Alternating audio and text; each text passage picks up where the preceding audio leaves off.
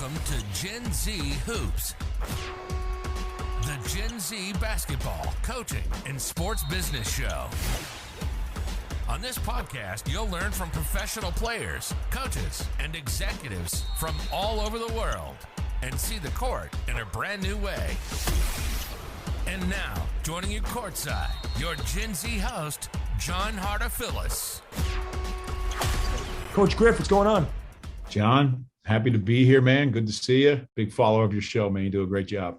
I appreciate that. I really appreciate you coming on and taking a liking to the show and my style and what I do. It means a lot to me. I really also love just the basketball journey you've had. It's just so interesting and so many cool turns and things for you to speak on and these skill sets that you've built. It's really fascinating at such a young age, right? Like normally people that do what you've done are much, much older, but you've done a lot in a short amount of time. But I'm sure, right, everyone kind of jumps to your coaching things now and, oh, wow, you have all these cool jobs. I want to know about the coach way before Coach Griff. I want to know about you growing up and falling in love with the game. Like, how did that all happen to where you fell in love with it? And now it's your whole life.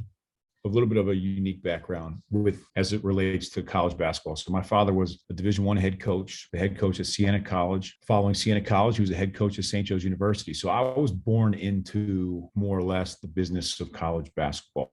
It was a part of my life intimately from the time, that I got out of diapers. I've really been around the sport essentially to the point where I'm at now. Background is closely tied to just college basketball. And as life kind of evolved, I picked up a ball at a young age. I played throughout high school competitively. I played Division I at Bucknell University. I had a great experience there. We made it to the NCAA tournament, and my passion, for the game of basketball, it never wavered. It was always a big part of my life. And it was always something that I kind of built my life experiences from and around. So, that's really where just say my overall basketball connection developed. Like I said, it was a familial tie, and it's led me, through a number of different experiences as both a player and a coach to where I am today. It's incredible. And you went through that really quickly, but I mean, you could really play. And we know that right from whether your time at Bucknell or just before that. But when did you realize that it was serious? Obviously you were involved in basketball as a young kid with everything going on in your family ties to it. But when did you realize, I really like this thing and I'm really going to go 100% to be the best player I could be?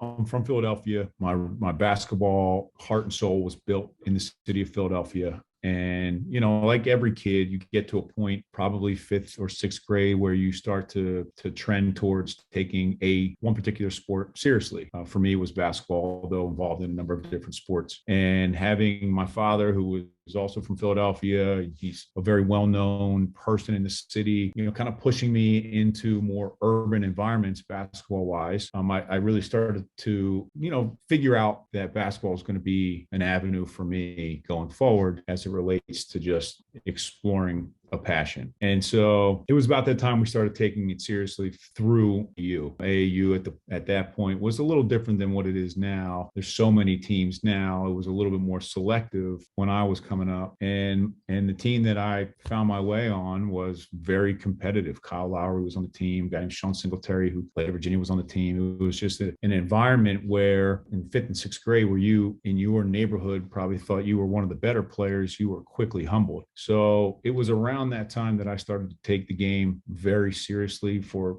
as it relates to a 5th and 6th grader. But however, I thought I was taking it seriously. That evolved. I went and played at St. Joe's Prep in Philadelphia, played for a guy named William Speedy Marsh. Speedy Marsh is also a renowned basketball coach in the world of basketball. He helped develop me as a player, as a person, competitively, develop my IQ, my competency as a basketball player, which allowed me to become a Division I player. And then I went on to Bucknell. So it really started in 5th and 6th grade in the city of Philadelphia, evolved into being a Division I player at Bucknell. But it was really between 5th grade and 10th grade where I really had to decide whether I was going to go forward. And it's a pretty big gap of time. But during that time, spent a lot of hours in the gym and a lot of hours just playing on the court. That's exactly what you need to do, right? Keep on getting reps to get to that next level. But you said something really key there, talking about whether it's the mentors that you had or the teammates that you have, right? Players, coaches, whoever it might be. Even as you got older, right? Your fellow coaches that really, right, were at such a high level, they pushed you to get better. How important is it to surround yourself with people like that? And how did you use that to make sure you got to the highest level you could? I mean, I think it's incredibly important because there's a couple different elements that are important as it relates to developing as a player. The competitiveness of the environment that you consistently in will help you either, it's a sink or swim type of competitive world as it relates to basketball. So you feel like you're the best player, then you're going to have to go outside your comfort zone and find people that are better than you to help you elevate your game, elevate your daily habits, elevate your skill set, elevate your strength and conditioning program, being as coachable as possible so that you can develop your mind for the game. And I do think that I had an advantage being the son of a coach, understanding the importance of the intelligence levels required to be a competent high-level Division I basketball player. For me, my athleticism was not going to, get me to play 30 minutes a game.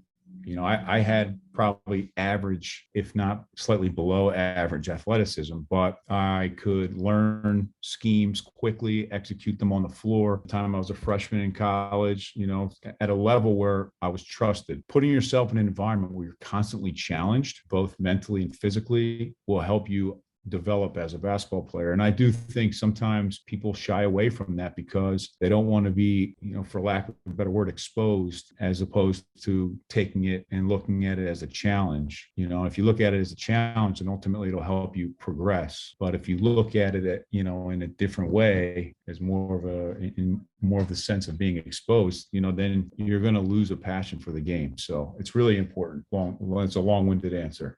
It answers it perfectly, and especially when you touch on the mental side of the game. That's such an underrated aspect that people don't really consider. They all they think about is skill development in terms of on the court skill work, but the off court stuff is even more important in some cases. For you, right, you always had an edge there. Did you always think you were going to get into coaching when you were done, or were you always maybe looking to play professionally? And then when you did, how did that decision work out to say, okay, I'm going to go overseas as opposed to I'm going to go coach right away?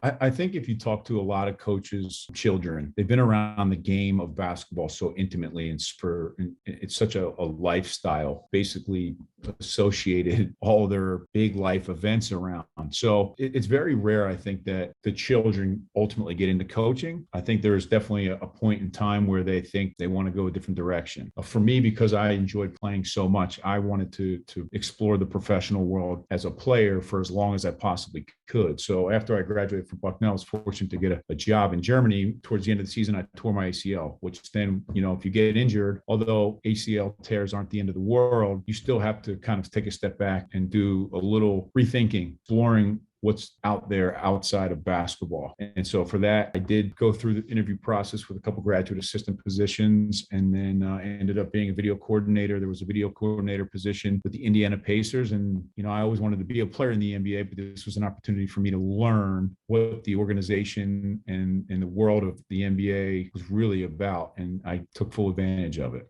So that's incredible, thinking about that, taking full advantage of that opportunity and going full steam ahead with it. But what did that actually look like? What did the day-to-day of you being an intern for the Pacers look like? And in such a cool role too, right in the video room. I mean, I'm sure you saw so much during that time.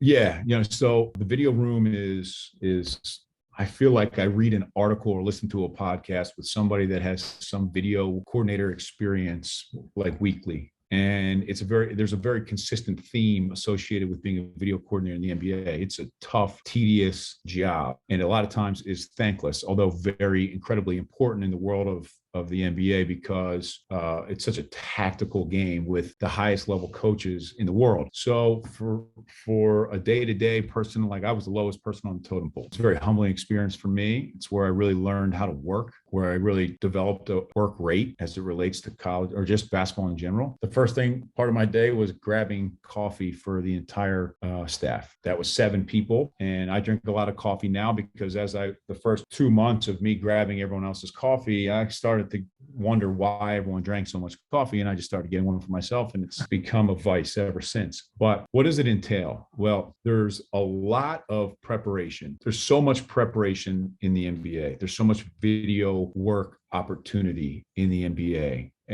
There's opponent preparation. There's obviously watching film your own team to see where your weaknesses or deficiencies, where they need to grow and get better. Then there's pre-draft, and there's college basketball, then there's trades. There's just so much video work to be done on a day-to-day basis. And as a video coordinator, you're relied on to get it done, get it accomplished. And so, I had my hand in everything: opponent preparation, making sure that the film was ready for the assistants who were doing the scouting reports, opponents live coding, if we had back-to-back games, making sure that the players had the film that they wanted to see. At the same time, making sure that the pre-draft film was ready for anybody in the front office that needed it. Also being available as a quote unquote player development coach, which would really be just doing whatever an assistant asks you to do. So you're able to grab as much as you can possibly handle as it relates to just learning. And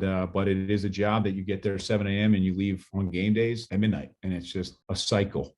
And definitely a cycle, but it's a cycle the way that you got really good at as you kept on going and picking up so many skills. I'd imagine as you go along, you outlined so many of them that maybe weren't even in the video room, but there's still skills you picked up that I'm sure help you with your coaching to this day. Since then, you've been coaching. You coached at your alma mater, you've coached at a few schools. How have maybe that role with the Pacers helped you later on as you got to these roles as an assistant, even as an associate head coach, and realizing, okay, you know what, like as the years go on, I keep on preparing myself for the next chapter of it.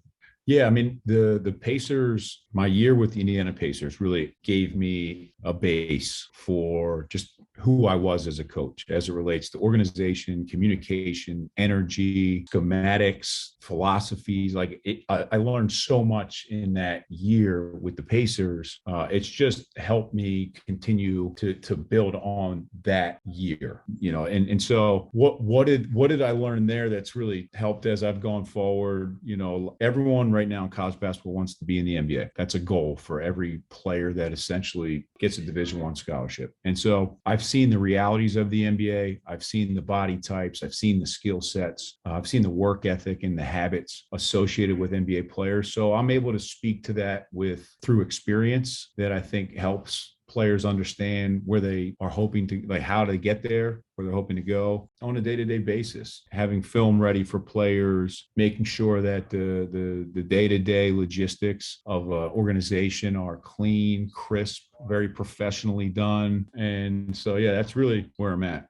But you're talking about so much about all these skills that you got and helping you with being an assistant coach. One thing that you've mentioned a few times is just this idea of player development and getting guys better. What maybe is the meaning behind player development to you in terms of how you maybe your mindset in going into a workout or into a film session and making sure that the players come out of that with a whole new outlook on what they need to do to make sure that they're all squared away?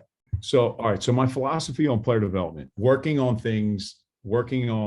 skills that are applicable in game for the specific player that you're working with. What do you do consistently with that player that ultimately they will be able to use in game, as well as balancing the idea of creativity with a player's game that they can grow maybe a weakness towards a strength. The word intentionality is a major buzzword for me. Every time in a player development setting, there has to be something specific we are working on that will be used in game. Outside of that, it's a waste of time to me, because I don't feel like players get enough work on things that they'll be using in game. A lot of it has to do with one-on-one, multi-dribble counter moves because of what they see on TV. In reality, college basketball, the world that I'm in, is max 3 or 4 dribble one-on-one moves, a lot of pivoting, a lot of jump shooting, catch and shoot, shooting on the move. And then even with 5 men, it's footwork, how to finish through contact. So player development opportunities really for me in my world to help build skills that are applicable in game through intentionality, through film, through movement patterns in your offense,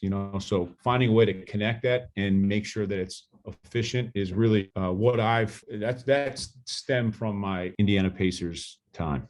Love that, right? Being intentional. That's great advice. It's not even a basketball thing, a coaching thing, a player development thing. It's something in life. Like, be intentional about everything you do, and you'll find a lot of success in it because you have a clear vision in mind. So obviously there's a lot of tools. We've spoken about the skills that you've had, but there's also a lot of tools I'm sure you use to accomplish that goal. A lot of them, right? I would imagine, right, with the growth of analytics in today's game, that's a huge part of it. So how does maybe, whether it's the program or you specifically, really utilize those analytics to make sure that you have guys being intentional about what they're working on and how they're working on it? Yeah, data is big for us, even here on our staff at St. Joe's. And it's really big in the NBA, and college basketball is using it frequently as well, because it takes out emotion. Sometimes, depending on your thought process, emotion really can sway you one way versus the other. Data can keep you balanced and grounded. So as it relates to player development, the data can show where, for example, the weakest shooting spots are on the floor for a particular player, or how many pick and rolls they're in per game, or how many possessions we are, using wide down screens or cross screens, or how many possessions we're playing faster. So the data shows the type of environments, possession by possession, that players will be in constantly. So that's really, to me, that's how we're able to really fine tune and decide which direction we want to go with the development. You're actively involved in pick and rolls. Development includes passing. It includes shooting, scoring, driving, reading the game, making decisions. It's not just using a ball screen and scoring for yourself. So how do we build an environment if a player that we're working with is in ball screens quite a bit? How do we build his confidence as a decision maker and a playmaker in that setting? And the data will help us really lock in on his weaknesses as it relates to something like a pick and roll possession. Definitely. And it's really insightful thinking about that and how you're able to do that to make guys better. But you're about it, right? I mean, development maybe happens most over the summer. Obviously, there's development in the season. But right now, you guys are about to go into the emotional chaos of the season, as some people may call it. So what are you most excited for, right, with you guys tipping off with games in only a few days with St. Joe's?